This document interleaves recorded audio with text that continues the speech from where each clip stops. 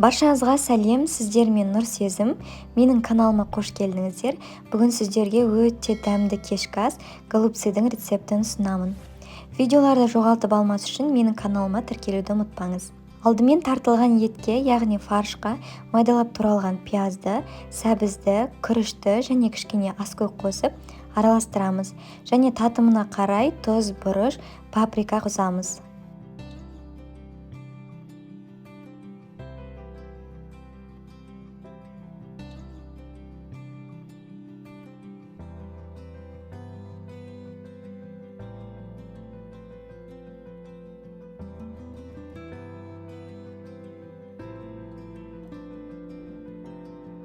Болгар бұрышын алдын ала осылай ішін тазартып алдық. Кейін шай қасықпен салманы ішіне сала отырып, толтырып шығамыз. Менде барлығы 11 голубцы шықты.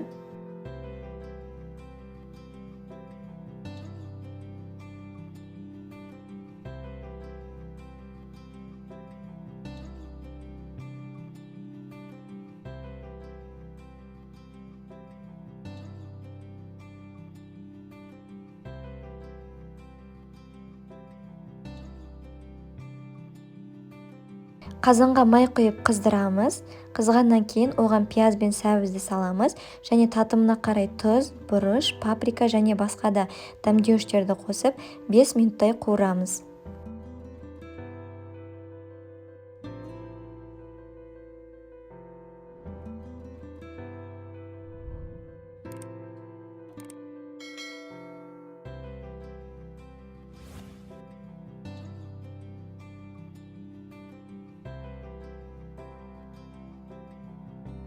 Қуырып алғаннан кейін су құйып, бір қайнатып аламыз.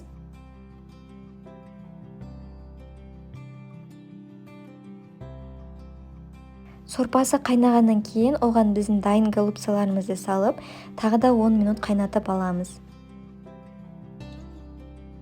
10 минуттан кейін картопты салып, 30 минутқа орташа отта қалдырамыз. Иісі де, дәмі де өте ерекше болып шығады, сондықтан сіздер де дайындап көріңіздер. Каналға тіркеліп, лайк басып, комментарий жазуды ұмытпаңыз. Баршаңызға ас болсын.